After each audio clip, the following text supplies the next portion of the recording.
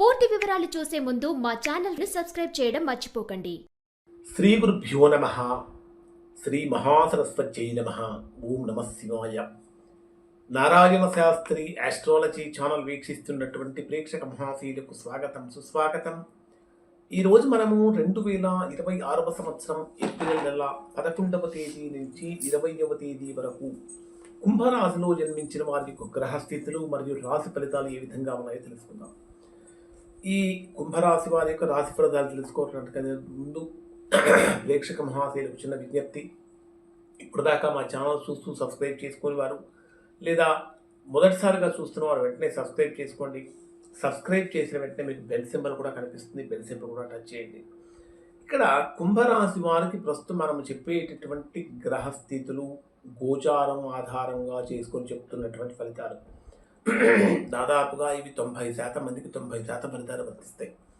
ఎవరికైతే వర్తించడం లేదో, ఇంకా ఎవరైనా సరే తీవ్రమైనటువంటి ప్రతికూలతలు కనుక పొందుతూ ఉన్నట్లయితే అటువంటి వారు ఒకసారి మీరు మీ యొక్క వ్యక్తిగత జాతకాన్ని విశ్లేషణ చేయించుకొని దోషం ఎక్కడుందో తెలుసుకొని దోష నివారణ కనుక చేయించుకుంటే చక్కగా సత్ఫలితాన్ని పొందుతారు. ఇక్కడ ప్రధానంగా కుంభరాశి వారికి ఏప్రిల్ 11వ తేదీ నుంచి 20వ తేదీ వరకు ఆకాశంలో సంచరించేటటువంటి గ్రహాల యొక్క గమనం ఒక అద్భుతమైనటువంటి మలుపుకు సిద్ధమైంది. ముఖ్యంగా మీ జన్మరాశిలోనే రాహు సంచరిస్తున్నటువంటి వేళ రవి ఉచ్చస్థితికి చేరుకోవటం కుంభరాశి వారికి అత్యంత ప్రభావవంతమైనటువంటి ఫలితాలు ఇవ్వబోతుంది. ముఖ్యంగా చెప్పాలంటే కుంభరాశి వారికి కొన్ని ఊహించని మలుపులు కూడా రాబోతూ ఉన్నాయి. అలానే కొద్దిగా అప్రమత్తంగా జాగ్రత్తగా కూడా ఉండాలి. కారణం ఏమిటంటే ఏప్రిల్ 14వ తేదీ ఉదయం 11:50 వరకు మీ రాశికి 7వ స్థానాధిపతి అయినటువంటి రవి మీ రాశికి 2వ స్థానం అయినటువంటి ధనస్థానంలో సంచరిస్తాడు. 14వ తేదీ ఉదయం 11:50 రవి మీనరాశిని వదిలిపెట్టి మేషరాశిలోకి వెళ్తాడు. అంటే మేషరాశి రవికి ఉచ్చస్థానం అవుతుంది. రవి ఉచ్చస్థానంలోకి రావటం వల్ల జనరల్గా కుంభరాశిలో జన్మించినటువంటి వారికి ఆత్మవిశ్వాసం పెరుగుతుంది, నాయకత్వ లక్షణాలు పెరుగుతూ ఉంటాయి.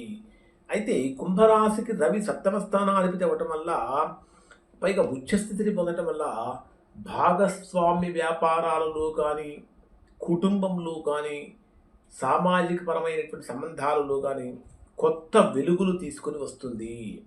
మీ జన్మరాశికి 2వ స్థానమైనటువంటి మీనరాశిలో త్రిగ్రహ కూటమి జరుగుతున్నది.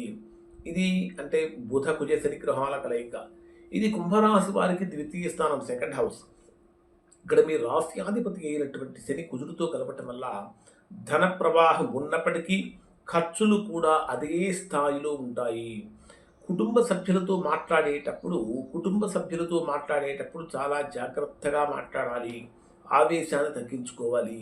ప్రధానంగా కుంభరాశి వారికి 8వ స్థానాధిపతి అయినటువంటి బుధుడు నీచ స్థానంలో సంచరించేటటువంటి ఈ సమయంలో ఖచ్చితంగా 8వ స్థానం అంటే ఆయుష్కు, ఆరోగ్యానికి, ఆర్థికపరమైనటువంటి విషయాలకు సంబంధించినటువంటి స్థానం కాబట్టి ఈ విషయాలలో కుంభరాశిలో జన్మించినటువంటి వారు చాలా జాగ్రత్తలు పాటించాలి. అలానే మీ జన్మరాశిలోనే రాహు యొక్క సంచారం అనేటటువంటి మిమ్మల్ని వినూత్నంగా, అందరికంటే గొప్పగా, అందరికంటే భిన్నంగా ఆలోచించేటటువంటి విధంగా చేస్తుంది. కేతువు కూడా 7th హౌస్లో సంచరించేటటువంటి సమయంలో భాగస్వాములతో చిన్నపాటి దూరాన్ని కూడా కలిగించవచ్చు. ప్రధానంగా గురుడు 5వ స్థానంలో సంచరిస్తున్నటువంటి కారణం చేత మీ మేధస్సు కానీ, సంతానపరమైనటువంటి సౌఖ్యాన్ని కానీ కాపాడుతుంది. ఈ 10 రోజులు భావోద్వేగాలను అదుపులో ఉంచుకొని తెలివితేటలతో అడుగు వేయాల్సినటువంటి సమయం అని చెప్పవచ్చు.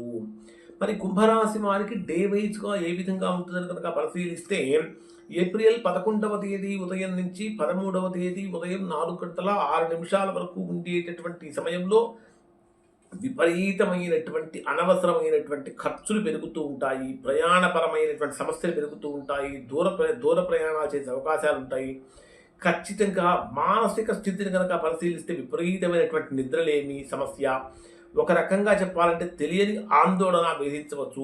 ఆధ్యాత్మిక పరమైనటువంటి చింతనతో మనస్సును ప్రశాంతంగా ఉంచుకోవాలి. కొన్ని ముఖ్య సూచనలు ఏంటంటే, కోర్టు వ్యవహారాలలో ఎవరైతే కుంభరాశి వారు ఎదుర్కొంటున్నారో అటువంటి వారి ఖచ్చితంగా నిరీక్షణ తప్పదు. ఎవ్వరికీ కూడా అనవసరంగా నెరవేర్చలేనటువంటి హామీలు ఇవ్వకండి.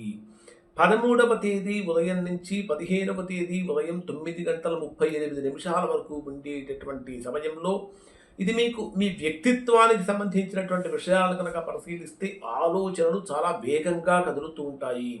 కొత్త పనులు ప్రారంభించడానికి ఇది ఉత్సాహం అనేది చూపుతూ ఉంటారు. అయితే రాహు ప్రభావం వలన అనవసరమైనటువంటి భ్రమలు కలిగే అవకాశం ఉంది. గందరగోళానికి గురి కాకుండా మీరు నిర్ణయాలు తీసుకోవాలి. ఆరోగ్యపరంగా తీసుకుంటే తలనొప్పి, కళ్ళ సమస్యలు రావచ్చు. సాధ్యమైనంత వరకు చల్లటి పదార్థాలకు దూరంగా ఉండటం చాలా మంచిది. 15వ తేదీ నుంచి 17వ తేదీ మధ్యాహ్నం 12:06 వరకు ఉండేటటువంటి సమయంలో చంద్రుడు మీ రాశికి ద్వితీయ స్థానంలో ధనస్థానంలో సంచరించేటటువంటి సమయంలో మీ రాశ్యాధిపతి అయినటువంటి శని, కుజ, బుధ గ్రహాల యొక్క కలయిక ఆర్థికంగా కీలకమైన సమయంగా మారబోతుంది. మొండి బాకీలు వసూలవుతూ ఉంటాయి. అయితే మాట జారటం వల్ల కుటుంబంలో సమస్యలు కలిగే అవకాశం ఉంది. పూర్వీకుల ఆస్తికి సంబంధించినటువంటి చర్చలు కూడా సఫలమవుతాయి అని చెప్పాలి. ప్రధానంగా చెప్పాలంటే ఒక చిన్న సూచన ఏమిటంటే ఈ రాశి వారికి మాట్లాడేటటువంటి మాట తీరు కఠినంగా ఉండేటటువంటి ప్రమాదం ఉంది. సాధ్యమైనంత వరకు మౌనంగా ఉండటానికి ప్రయత్నం చేయండి. 17వ తేదీ మధ్యాహ్నం నుంచి 19వ తేదీ మధ్యాహ్నం 12:32 వరకు ఉండేటటువంటి సమయంలో మీకు తృతీయ స్థానంలో సంచరించేటటువంటి చంద్రుడి యొక్క ప్రభావం, అంటే తృతీయ స్థానంలో సంచరించేటటువంటి రవి శుక్ర గ్రహాల యొక్క కలయిక ఇది మీకు తిరుగులేని పరాక్రమాన్ని నింపుతుంది. అంటే మీలో ఆత్మవిశ్వాసం చక్కగా రెట్టింపు అవుతుంది. కష్టమైనటువంటి పనులను కూడా ధైర్యంగా సులభంగా చేయగలుగుతూ ఉంటారు. సోదర వర్గం నుండి సహాయ సహకారాలు లభిస్తూ ఉంటాయి. కమ్యూనికేషన్ పరంగా తీసుకుంటే రైటర్స్, మీడియా రంగం మొదలైనటువంటి వారికి అద్భుతమైన గుర్తింపు కూడా లభిస్తూ ఉంటుంది. కొత్త ఒప్పందాలు కుదుర్చుకోవడానికి ఒక సువర్ణ సమయంగా చెప్పొచ్చు. వృత్తిపరంగా కనుక పరిశీలించినట్లయితే మీ పనితీరుతో పై అధికారుల నుంచి ప్రశంసలు కూడా అందుకుంటారు. అంటే ప్రయాణాల పరంగా కూడా లాభసాటిగా ఉంటాయి. మరి 19వ తేదీ నుంచి 20వ తేదీ రాత్రి వరకు ఉండేటటువంటి సమయాన్ని కనుక మనం పరిశీలించినట్లయితే ఇది మీకు గృహస్థానము, సుఖస్థానం, ఇంటికి సంబంధించినటువంటి విషయాలలో కొత్త వస్తువులు కొనుగోలు చేయడానికి అవకాశం ఉంది.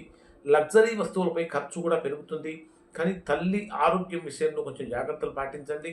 అలానే స్థిరాస్తి, వాహనాలు, భూములు మొదలైనటువంటి విషయాలలో కొనుగోలుకు సంబంధించిన విషయాల్లో పురోగతి లభిస్తూ ఉంటుంది. విందు వినోదాది కార్యక్రమాల్లో చక్కగా పాల్గొంటారు. ఓవరాల్గా కనుక తీసుకుంటే ముఖ్యమైన పరిహారాలు ఏమిటంటే మీ రాశ్యాధిపతి అయినటువంటి శని, దశమ స్థానాధిపతి అయినటువంటి కుజుడు కలిసి సంచరిస్తున్నటువంటి కారణం చేత ప్రతి శనివారం ఖచ్చితంగా హనుమాన్ చాలీసా పారాయణం చేయటం చాలా మంచిది. అలానే దుర్గాదేవి పూజ చేయటం వలన, అంటే రాహుకాలంలో మీరు దుర్గాదేవి పూజ చేయటం వలన కూడా మంచి ఫలితాన్ని పొందుతారు. ఇంకా చెప్పాలంటే దుర్గా అష్టోత్తరం పఠించడం వలన కూడా భయాలు అనేటటువంటివి తొలగిపోతాయి. అన్నింటికంటే ప్రధానంగా ఆదిత్య హృదయ పారాయణం అనేటటువంటి చాలా మంచిది. ఓవరాల్గా కనుక పరిశీలించినట్లయితే కుంభరాశి వారు 13వ తేదీ నుంచి 17వ తేదీ వరకు కొంచెం ఓపికగా కనుక ఉన్నట్లయితే ఓపికగా ఉండి ఆవేశాన్ని అదుపులో ఉంచుకుంటే 18వ తేదీ వరకు 18వ తేదీ నుండి మీ జీవితం ఒక సరికొత్త విజయయాత్ర మొదలవుతుంది. ఇది మీ మేధస్సే మీకు రక్షణ కవచంలా ఉండబోతుంది. ఇవి కుంభరాశి వారికి సంబంధించినటువంటి ఫలితాలు. శుభం.